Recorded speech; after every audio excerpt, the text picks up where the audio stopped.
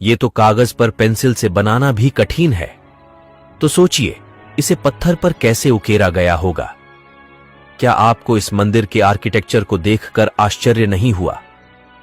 हमारे प्राचीन पूर्वज जो धोती कुर्ता पहने वाले इंजीनियर थे, वह इतने विकसित थे, तो हमें यह क्यों बताया गया कि अंग्रेज भारत आए तब हम विकसित हुए?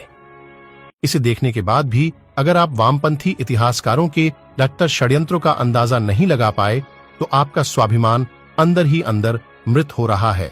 यह प्रतिमा प्राचीन मंदिर के एक स्तंभ पर निर्मित है। 0.5 मिमी व्यास से कम पतली छड़ी को इस प्रतिमा के एक कान में प्रवेश कराने पर छड़ी का दूसरा सिरा दूसरे कान से होकर बाहर निकल जाता है।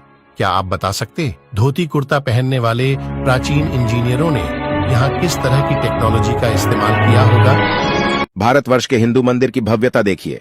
इस मंदिर की मूर्तियों और छत के अंदर जो पत्थर उपयोग किया गया है वह है बेसाल्ट, जो कि पृथ्वी पर सबसे मुश्किल पत्थरों में से एक है। इसे आज की आधुनिक डायमंड इलेक्ट्रॉन मशीन ही काट सकती है, वह भी केवल 1 इंच प्रति घंटे की दर से। अब आप सोचिए कैसे इन्होंने 900 साल पहले इस पत्थर पर इतनी बारीक कारीगरी की है। यहाँ पर एक नृत्यांगना की मूर्ति भी है जिसने हाई हील पहनी हुई है। सबसे ज्यादा अगर कुछ आश्चर्यजनक है वह है इस मंदिर की छत। यहाँ पर इतनी बारीक कारीगरी की गई है जिसकी सुंदरता देखते ही बनती है। मंदिर की बाहर की तरफ जो पिलर लगे हुए हैं उन पर कारीगरी देखिए। दूसरा, उनकी चमक और लेवल में कटाई। मंदिर के प्रांगण में एक नंदी भी है जो भी इसी पत्थर से बना हुआ है, और उस पर जो कारीगरी की हुई है वह भी बहुत अद्भुत है। ये जो फोटो आप देख रहे हो आपके स्क्रीन पर 6000 वर्ष पुराना है। दरबंद ई बेलुला चट्टान में मिला, वह भी इराक में। यह फोटो भगवान राम की है। इस चित्र में एक राजा को दिखाया गया है जिसके हाथ में धनुष और तीर है। चित्र को गौर से देखिए, नीचे की तरफ जिसमें हनुमान जी की छवि दिखाई दे रही है। इतिहास में कुछ तो है जो हमसे दूर है। चेन्न केशवा मंदिर कर्नाटक प्रतिमा के हाथ और कंगन को देखिए। क्या आपको लगता है कि ऐसी फिनिशिंग और बारीक नक्काशी केवल छेनी हथौड़ी से संभव है? ठीक ऐसी ही एक प्रतिमा मंदिर के अंदर है जिसके हाथ में कंगन को आगे पीछे सरकाया जा सकता है, जबकि पूरी प्रतिमा को एक ही पत्थर से बनाया गया है ना अद्भुत? सच तो यह है कि हमारे मंदिर 7 आश्चर्यों की लिस्ट बनाने वालों की तुष्टिकरण की भेंट चढ़ाया गया। 1000 साल नहीं, 5000 साल नहीं, 10,000 साल भी नहीं और 20,000 साल भी नहीं।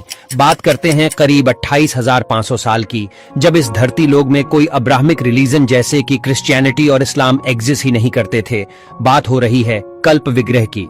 साल 1859 में नेपाल में शिव जी की एक ऐसी सॉलिड ब्रोंज से बनी मूर्ति मिलती है जिसे जब यूनिवर्सिटी ऑफ कैलिफोर्निया में रेडियो कार्बन डेटिंग की जाती है तो यह पता चलता है कि यह मूर्ति करीब 26,000 साल से 28,000 साल पुरानी हो सकती है, जो पूरे हिंदू इतिहास में धरती पर मिला सबसे पुराना लॉर्ड शिवा का आइडल था।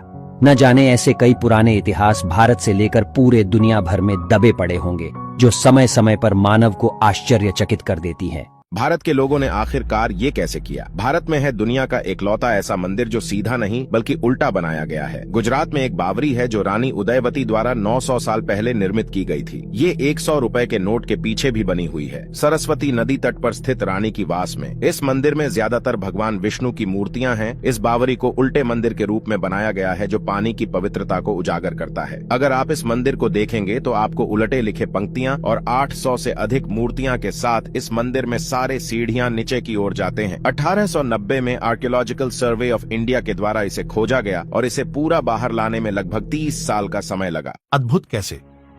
इतना घर्षण रहित तो बेयरिंग लगाने पर भी न चल सकेगा।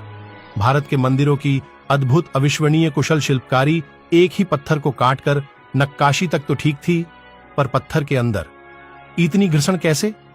मेरे पास शब्द नहीं है, आप ही कुछ बताइए कमेंट्स पर। बस हम और आप कल्पना कर सकते हैं, आधुनिक मशीन भी नहीं कर पाएगी।